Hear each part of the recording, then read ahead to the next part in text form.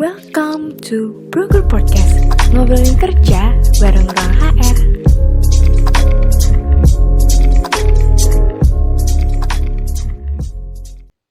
Halo Sobat Hero, kembali lagi di Broker Podcast, tempatnya kamu cari informasi seputar pekerjaan. Masih sama aku, Habibah, dan narasumber kita, Kak Ahmad Kausar. Episode kali ini, kita bakal bahas pengalaman karir Kak Kausar, dan pastinya yang berhubungan langsung dengan topik utama kita, yaitu all the things you should know about career as UI UX designer. Di episode sebelumnya, kita udah ngobrol dan dapat insight baru, mulai dari penyebab orang jenuh dengan lingkungan kerjanya, hal yang harus dilakukan saat rasa jenuh itu datang, gimana cara mencegah rasa jenuh, work-life balance, dan seterusnya. Biar kalian dapat pengalaman yang lebih lengkap, kalian bisa langsung cek Broker Podcast kita di episode sebelumnya.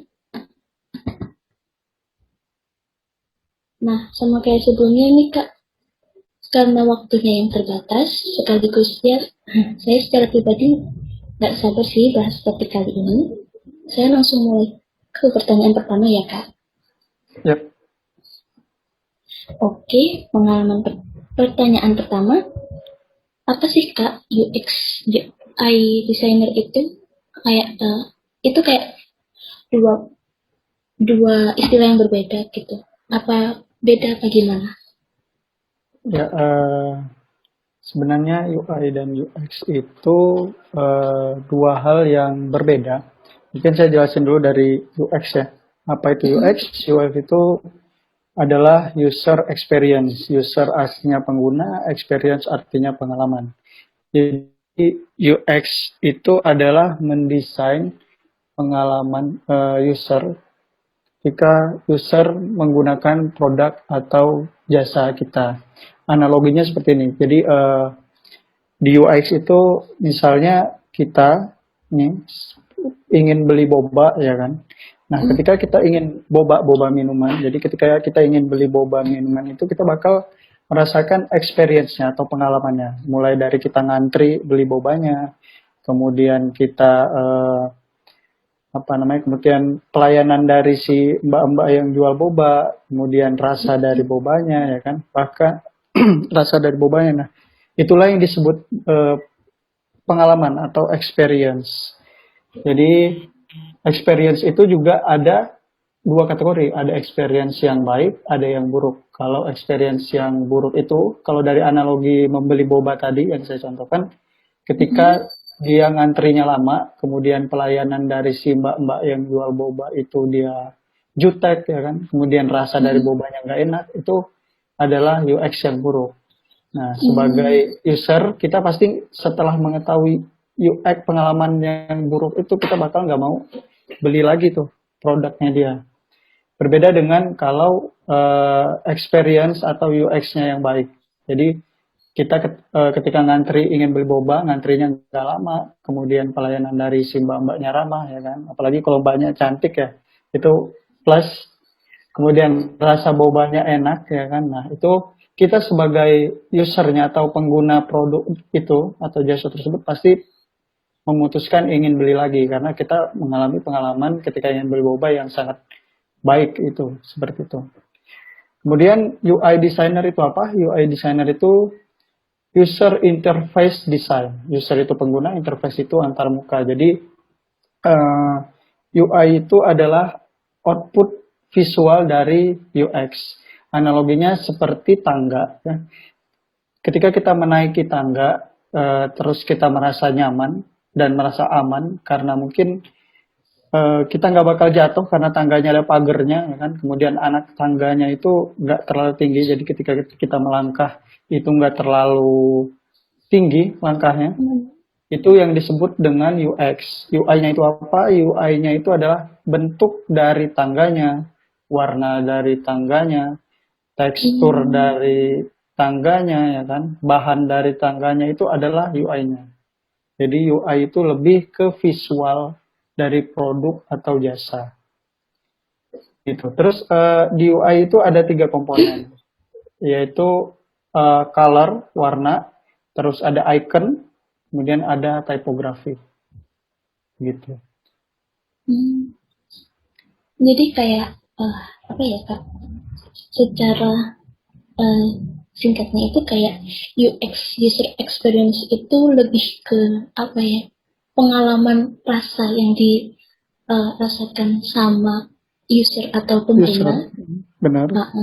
Sedangkan interface itu kayak apa yang dilihat sama pengguna gitu, gitu ya Kak. Ya, benar. Oke. Nah kalau dalam keseharian kerjanya sendiri nih, kan tadi Kak Kausar eh, apa di episode sebelumnya Kakak cerita kalau jadi UI UX designernya itu full time.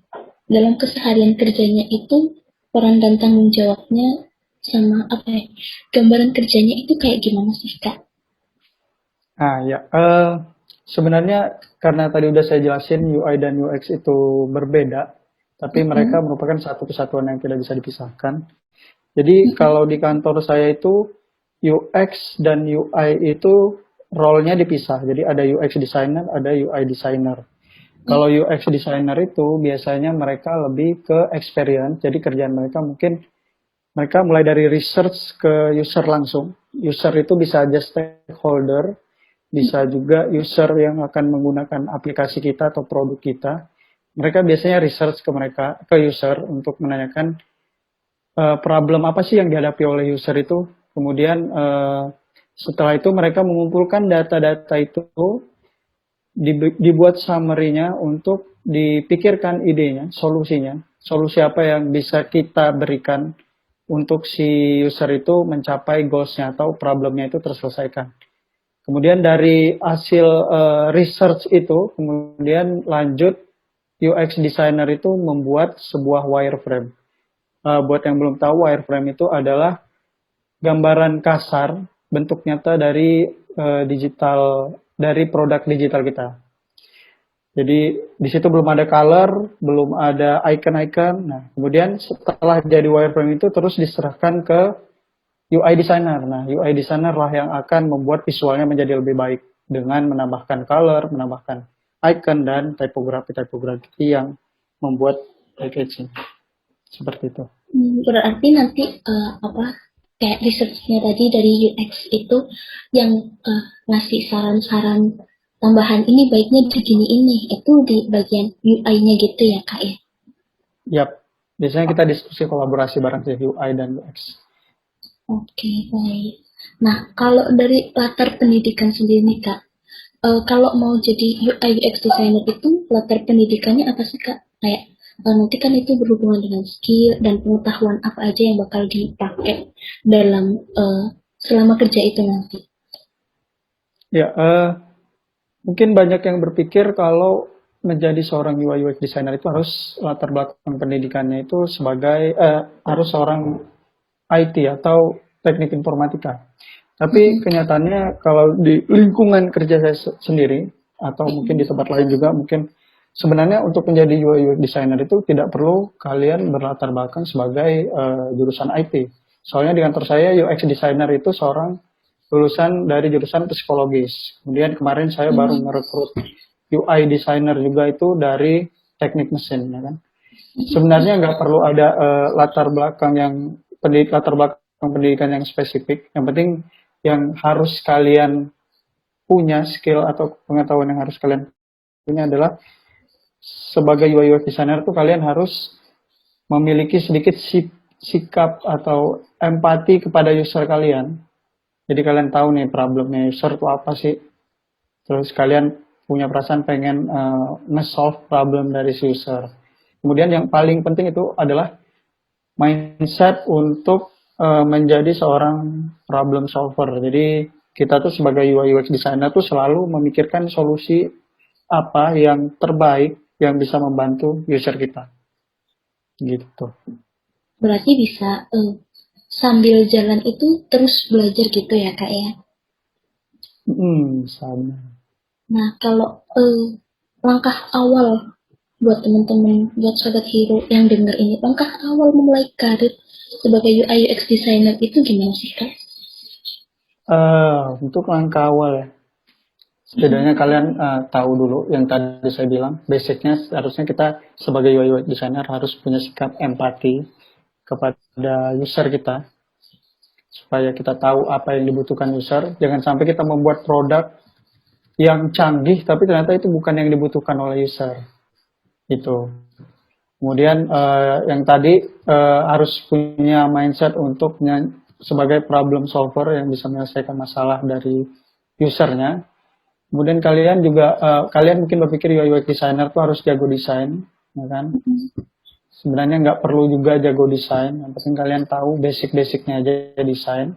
Mungkin yang perlu jago desain banget tuh seorang UI designer ya, karena dia lebih banyak ke visual. Tapi sekarang udah banyak resource yang sangat free, icon-icon, ilustrasi-ilustrasi, referensi warna yang bisa kalian cari di website, yang bisa kalian pelajari, itu bisa.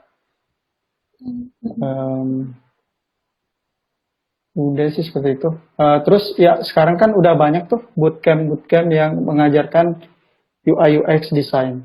Jadi buat kalian yang bukan dari jurusan IT, dari jurusan apapun yang tertarik untuk belajar mengenai UI UX, mungkin kalian bisa join ke bootcamp tersebut. Gitu. Oke, baik. Ini saran buat Sobat Hero yang punya minat berkarir di bidang UI UX designer. Nah, kalau boleh tahu nih Kak Kausan ini udah berapa lama sih jadi UI UX designer? Kalau menjadi UI UX designer itu minat saya itu udah dari kuliah, mungkin udah sekitar 3 atau 4 tahun gitu dari kuliah. Saya udah tertarik dengan dunia UI UX design. Kalau dari cerita nih Kak, boleh cerita sedikit sekalian suka dukanya dan tantangan terbesarnya pas bekerja sebagai UI UX designer tuh kayak gimana sih Kak? Dukanya dulu kali ya. Dukanya itu saya kurang bisa menggambarkan ya. Soalnya yang saya rasakan kayaknya suka-suka mulu nih menjadi seorang UI designer. Tapi mungkin ada beberapa. Contohnya ketika saya sebagai UI UX designer udah membuat sebuah desain tampilan yang menarik, yang menurut saya udah keren, udah di testing ke user dan ini sangat bermanfaat.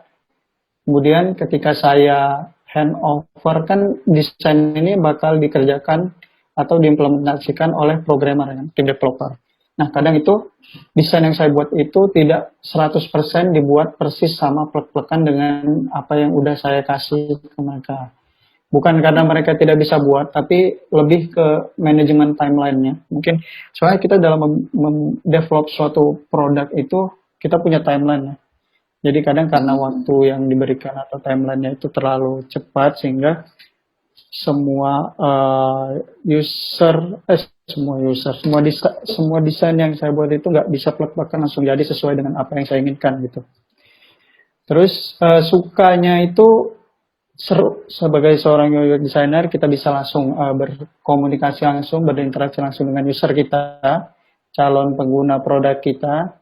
Kemudian kita bisa senang rasanya bisa menjadi orang yang bisa membantu orang lain untuk mencapai goals-nya, menyelesaikan masalahnya melalui desain, ya kan. Itu sukanya. Kemudian tadi satu lagi pertanyaan apa ya, Mbak? Tantangan terbesar nih menjadi UI UX designer. Nah, tantangan terbesarnya itu ketika kita nge-present desain yang kita buat, kita tuh harus punya design thinking yang kuat. Jadi biasanya kalau saya present ke stakeholder, ke tim developer, itu biasanya kita di-challenge tuh. Kenapa bikinnya kayak gini, kenapa bentuknya begini, kenapa nggak gini, kenapa nggak gitu, itu pasti ada yang kayak gitu. Nah, karena kita sebagai UI UX designer harus sebelum membuat desain kita harus research dulu, nggak boleh kita langsung desain sesuatu tuh langsung plek-plekan jadi, itu nggak bisa. Jadi kita harus tahu reason dulu, kita punya design thinking dulu kenapa kita mendesain seperti ini dan kenapa desain ini layak untuk diimplementasikan.